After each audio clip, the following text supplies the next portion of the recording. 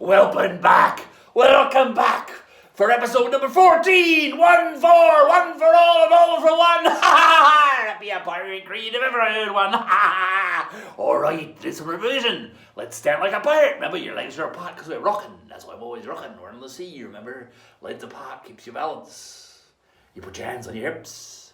You look up in the air and you laugh because you're proud. You fear nothing because you're a pirate. Give me an R! R! Give me another R! R! Put them all together and they spell R!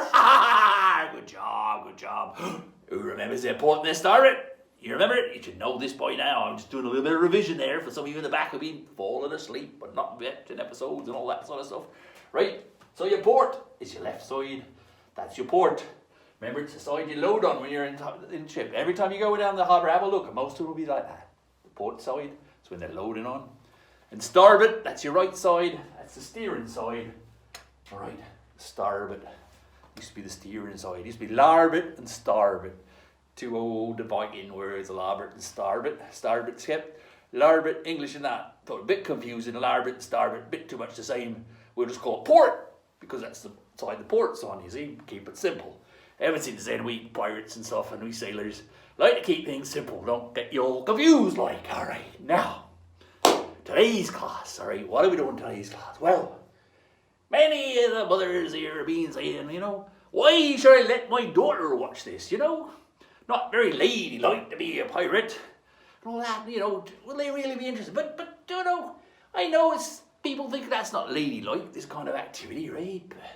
And there was some people that had a bit of superstition about ladies on boats, right? That used to be one of the superstitions that people did. But many a right-thinking female, right, decided that she'd like to be a pirate and serve under the black. That's one of the things we call piracy, when you're serving under the pirate flag.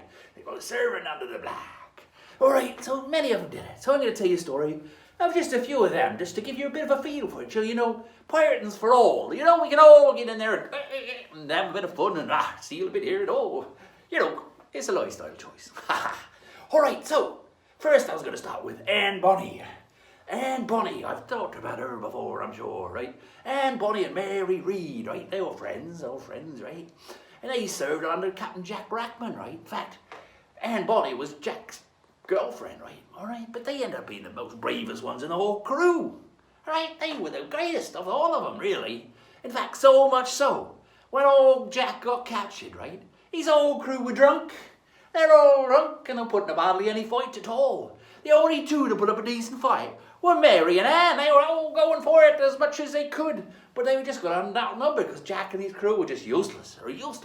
So much so that the last words that she said to him, right, was, "If you'd fought like a man, you wouldn't have to die like a dog."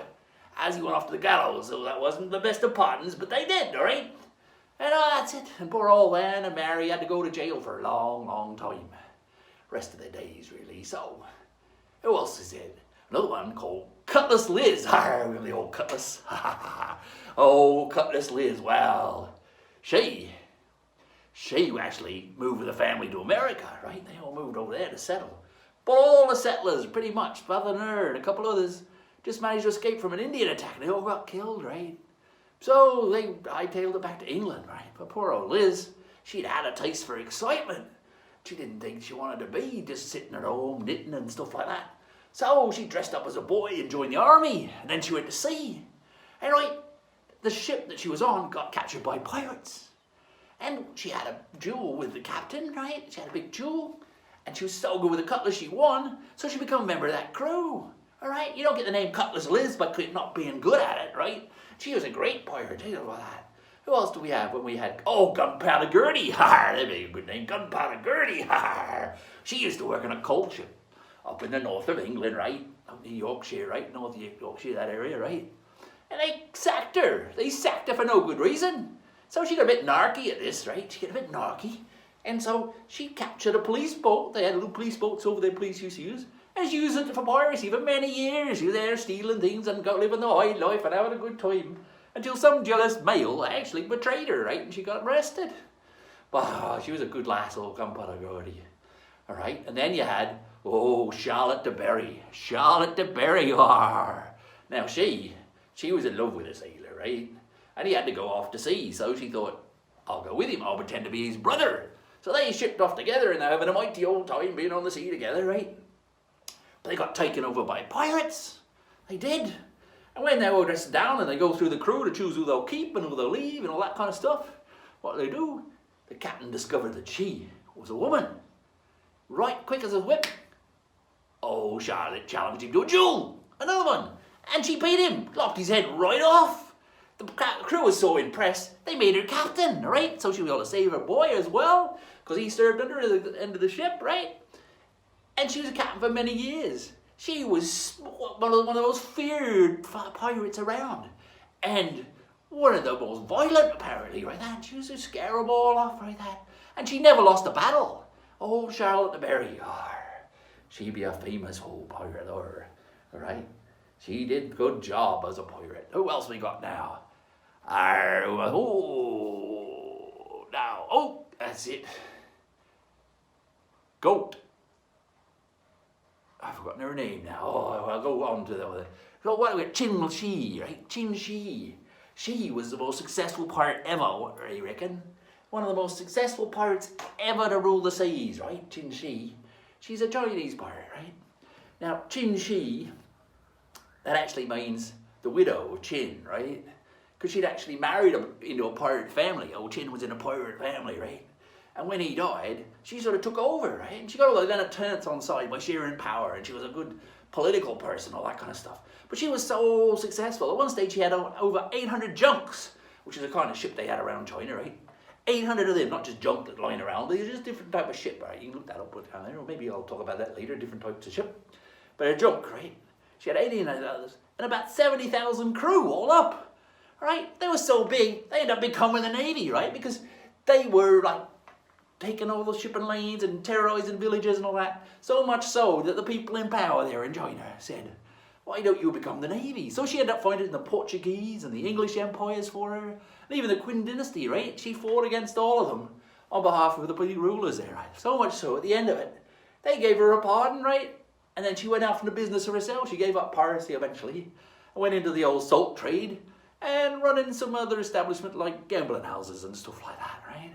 And made her money that way. And she ended up dying of old age, surrounded by her family. She was a very, very successful woman, right?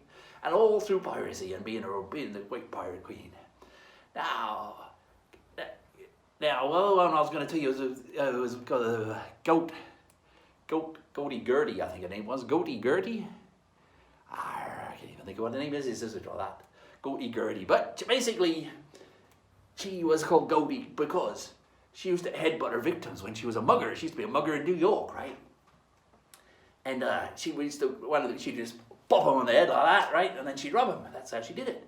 But she liked to read, all right? She could read, and she was already to read. And she read all the pirate stories and got all excited by it. So I got some of her friends, and they took a ship. And they went out and robbed the things and all that kind of stuff. But they weren't very good at it, which is why I probably can't remember her name. They weren't that good at it. And she eventually gave it up and went back to normal thieving because they just weren't making enough money out to sea, right? So, all the romance was there. But she didn't do pirate school. She didn't know what she was doing. And she ended up giving it up, all right, that kind of stuff. Now, the last one I'm going to finish with is Alwilder, right? Alwilder. She, with the name, was a Viking princess, right? A princess, no less. But being a princess, she got promised to marry a Danish prince called Prince Alf, right? Married this Danish prince, and she said, I don't want to marry no Prince Alf I never met. I want to have some adventures. So she got her friends together, right? They dressed up in, traveling clothes and stuff, and they left and they went off on their own, right? And they ended up hooking up with a pirate crew. And not long after their captain died, she ended up taking over because she was such a successful pirate, very smart lass, right? And a great fighter and all that stuff. So they terrorised the place and they having a great time, getting booty all over the place and making a fortune and ravaging and pillaging and doing all that stuff you do when you're a Viking pirate girl. All right, so she was having a great time, really enjoying herself, right? So much so that the King of Denmark went, you need to stop this. So he sent his son, you guessed it, Prince Alf, to go and catch her, right? So they ended up getting together and having a huge barney, right? Forward, slashing everywhere and had this huge big fight, backwards and forwards, backwards and forwards, backwards and forwards, sometimes forward and backwards even. They did it all, right? Forward and back. And it was such a big barney, right? That, she got respect for Alf, all right? She actually got respect for Alf. And she ended up saying, he ain't such a bad fella after all. Now I got to meet him, and you know, sword fight with him and got that all out of our system. We got a lot going, and she ended up marrying him. So it ended up being a good tale after all. They all came out, they made peace, right? They all come back, had a good time.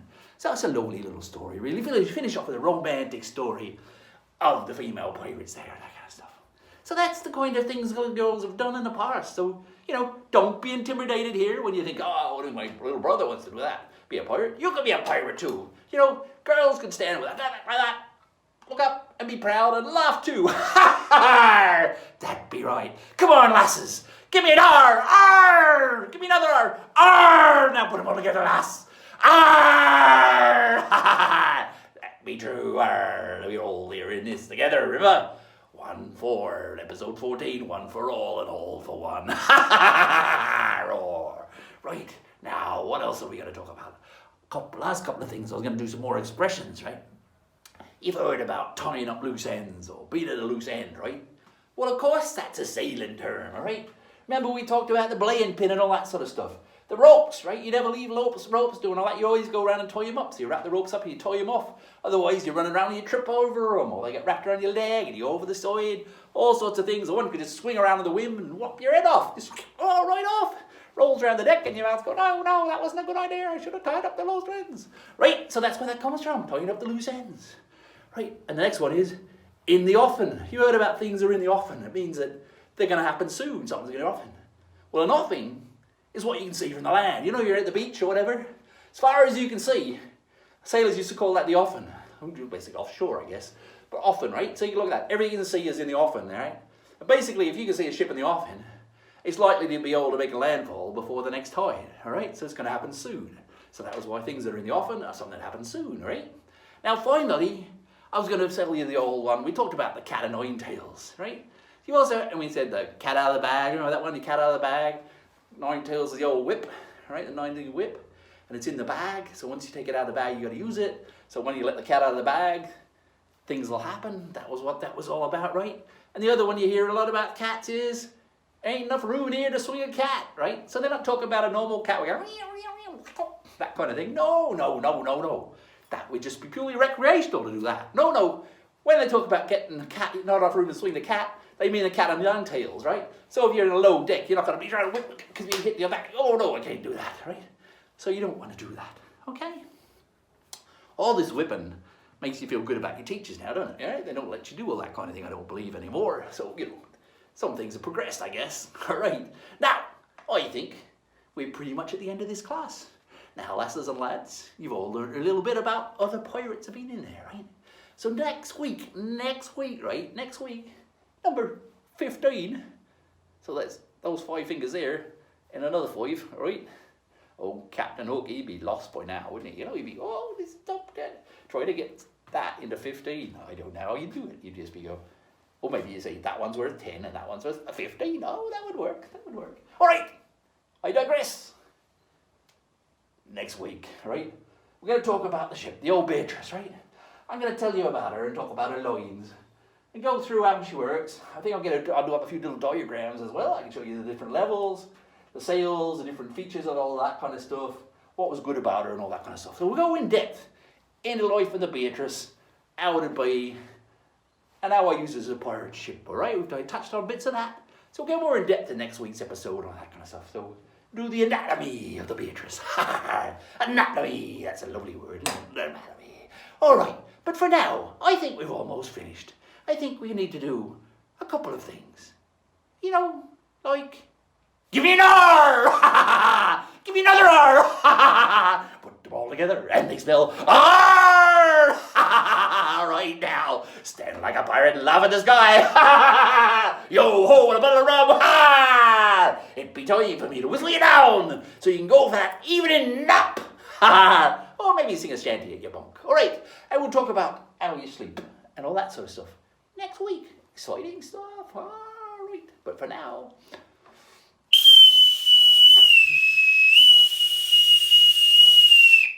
give it to you, bunks!